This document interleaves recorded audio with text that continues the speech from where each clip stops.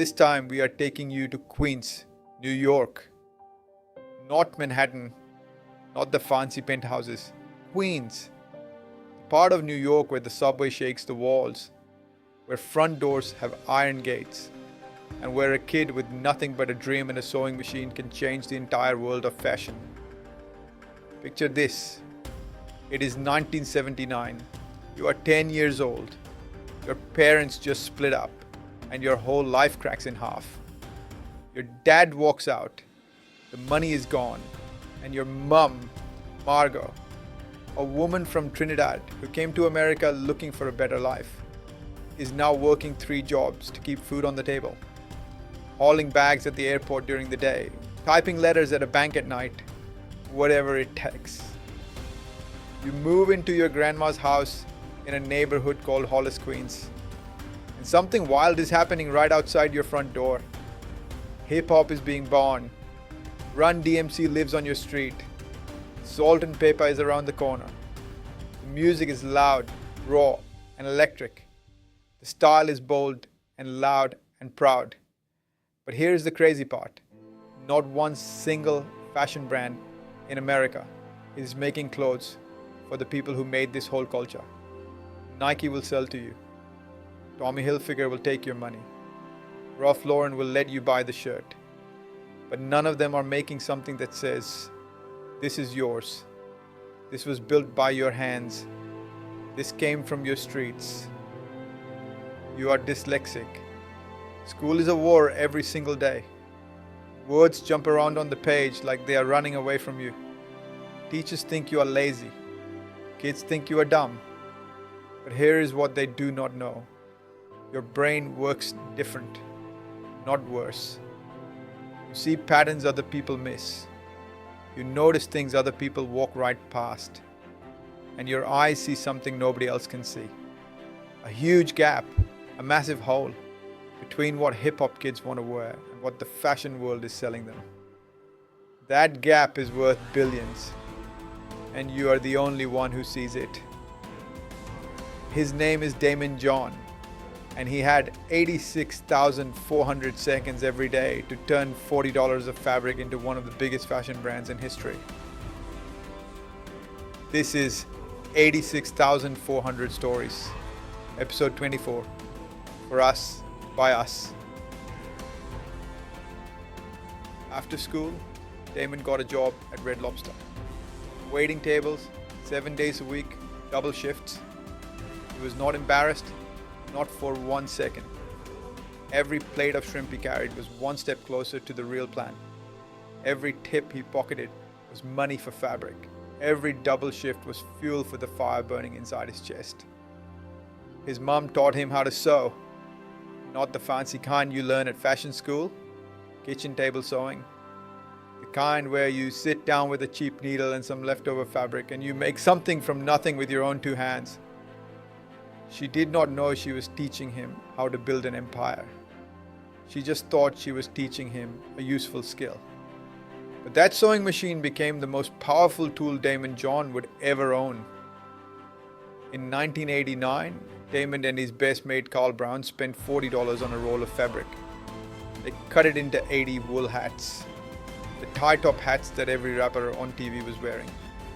They stood outside a mall in Queens and sold every single hat for $10 each. 80 hats, $800 one afternoon, from $40 to $800 in a few hours. In 1992, he brought in 2 more mates, Keith Perrin and J. Alexander Martin. They called the brand FUBU, 4 letters that changed everything. For us, by us, a name that told the whole fashion world, this culture is ours and we are going to dress it ourselves. Now here is where the trap kicks in. They had no money, no factory, no investors, no business plan that any bank would touch. They were cutting and sewing clothes in Daymond's mom's living room in Hollis, Queens. The dining table was the cutting table. The sofa was the stockroom. The hallway was the shipping department. The whole house smelled like fabric glue and ambition.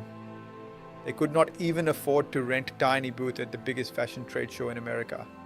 a show called Magic in Las Vegas, where every major brand in the world shows up with $1 million displays. So what did Daymond do?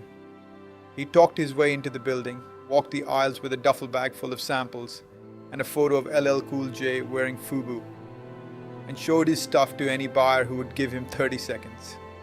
He walked out with over $300,000 in orders and $0 in the bank to make them. Daymond needed cash, real cash, the kind that turns orders into real clothes on real shelves. He went to 27 banks. Every single one said no. 27 times. They saw a young black guy from Queens with no fancy degree, no trust fund, no rich uncle, and no money in the bank.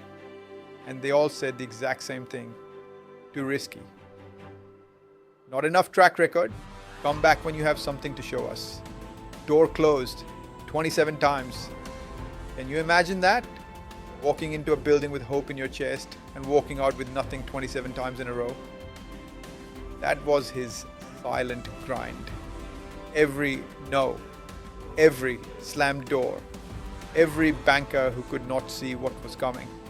He saved it all, like fuel in a tank. Then his mom did the bravest thing you will ever hear. Margot took a second mortgage on their house, the only thing the family owned. $100,000. She bet her home, her safety, her whole future on her son's dream. That is not business. That is not an investment. That is a mother looking at her son and saying, I believe in you more than I believe in my own safety. That is love, the kind of love that changes the world. Then Daymond did something clever. He put a tiny ad in the New York Times. 6 words that changed everything. It said, $1 million in orders, need financing. That is it. 6 words. Samsung, the massive Korean company, saw that ad, picked up the phone and called. They signed a deal that gave FUBU access to Samsung's factories and shipping. Within 5 years, that deal made over $200 million. But the moment that turned FUBU into a legend happened in 1999. Daymond's mate LL Cool J, the rapper, the icon, got hired by Gap to film a TV ad. But Gap had no idea LL had a deal with FUBU. So LL showed up wearing a FUBU hat, and during his freestyle rap, he looked straight into the camera and said, "For us, by us, on the low." Gap spent $30 million running that ad, and every dollar of it was free advertising for FUBU. By the time Gap figured it out, it was too late. The whole world knew the name. By 1998, FUBU was making $350 million a year. Mariah Carey wore it. Will Smith wore it. Whitney Houston wore it. The NBA gave them a deal. FUBU was not just clothes anymore. It was the outfit of an entire generation. You wore FUBU to say something. You wore it to the club. You wore it to school.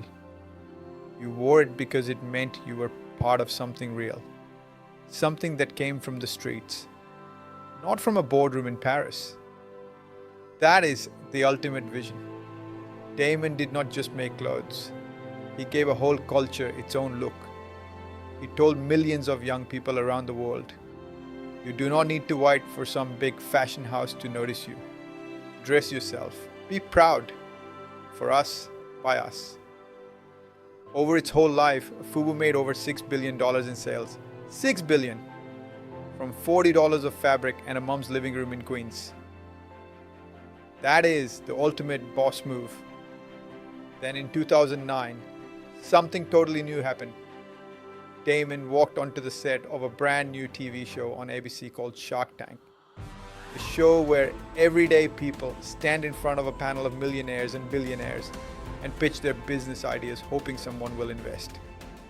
And Daymond brought something none of the other sharks had. The streets. He knew what it felt like to sell hats in the rain. He knew what it felt like to get told no 27 times in a row.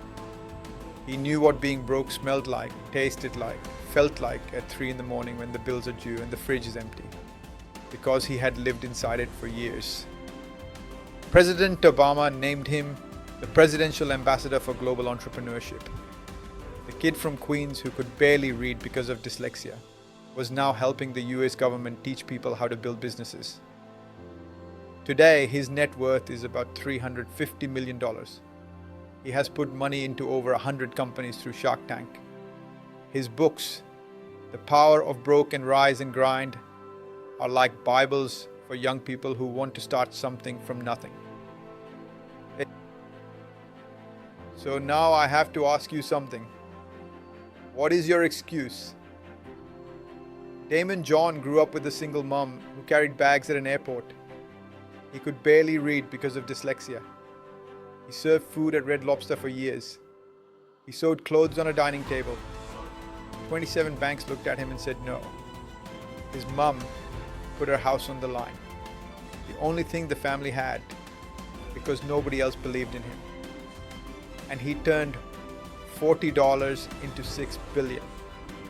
Let me say that one more time so it really lands. $40 of fabric from a shop in Queens, $6 billion in global sales. That is not a typo. That is not a fairy tale. That is what happens when you refuse to quit. Trap you are sitting in right now. The doubt, the empty pockets, the people who look at you and see nothing. That is not the end of your story. That is the fabric. That is the raw stuff, sitting on the table waiting for you to pick up the scissors. Daymond took $40 of fabric and cut it into a future nobody else could see. What are you going to cut yours into? He did it all inside the same 86,400 seconds you and I get every single morning. Same clock, same hours, different choices. Take the pain of the trap and stitch it into something the world has never seen. Master the hustle until nobody can ignore what you built, and fight for the ultimate flex. The life where your mom never has to risk her house again because you already bought her a brand new one. The pen is in your hands, and possibility has no postcode. If this story hit you in the chest, smash that subscribe button right now. Hit that bell so you never miss a single episode. Send this link to someone who needs to hear it tonight. Your best mate, your brother, your cousin, anyone who is sitting on a dream and doing nothing about it. And drop a comment below. Tell me, what is your $40? What is the thing you are going to build from nothing? See you in the next account. This has been 86,400 stories, hosted by Mayo. Every second there is a story.